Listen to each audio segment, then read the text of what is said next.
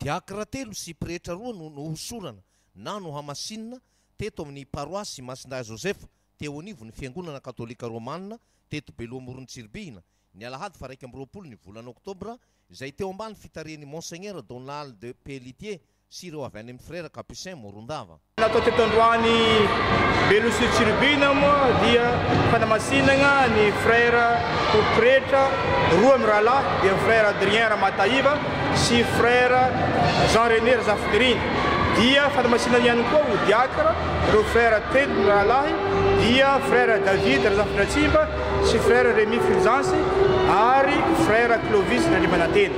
Ka faly ny kristianina nandray zany sakramenta zany, faly ihany koa ny fikambanana manontolo satria be dia be ny frère pretra izay nanolotra ny sorona masina izay nitarihiny Monseigneur Donald Pelletier izay évêque émérite ao amin'ny diocèse de Morondava.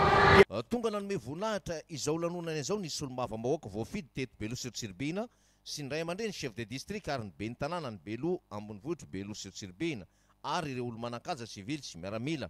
Ny faranana tamin'ny fiaraha-misakafo rehefa tonga ny atoandro rehefa ny farany ihany koa ny lamesa be tao amin'ny salle d'œuvre katolika.